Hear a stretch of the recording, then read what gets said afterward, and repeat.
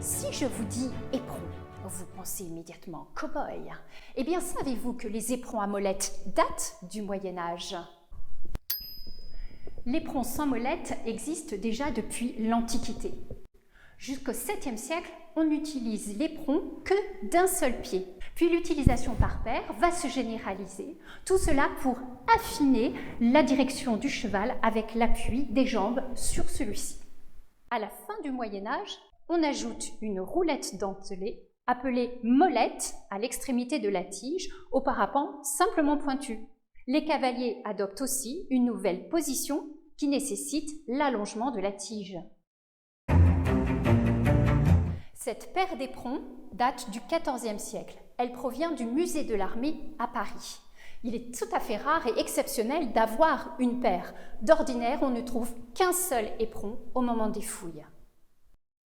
Certains éperons sont richement décorés avec des pierres, du cuivre, toutes sortes de métaux rares et précieux. Ce sont d'ailleurs davantage des éperons d'apparat que de pièces véritablement utilisées sur le champ de bataille.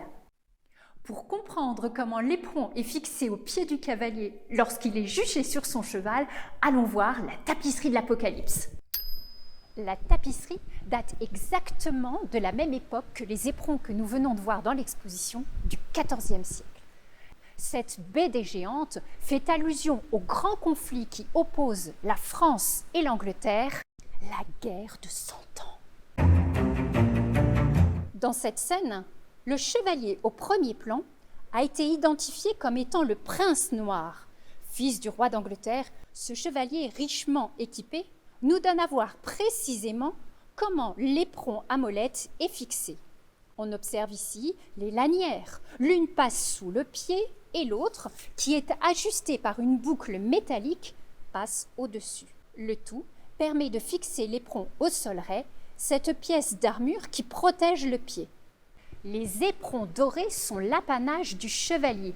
Ils lui sont remis solennellement le jour de l'adoubement, symbole de l'élévation du jeune écuyer au statut de chevalier. Mais gare, si celui-ci est déclaré félon, ils lui sont coupés. C'est dire l'importance de ces accessoires que l'on retrouve parmi les objets du sacre des rois de France. Dans tous les cas, que l'on soit roi, chevalier, cow-boy ou cavalier d'aujourd'hui, une bonne maîtrise de la jambe est demandée pour bien les utiliser.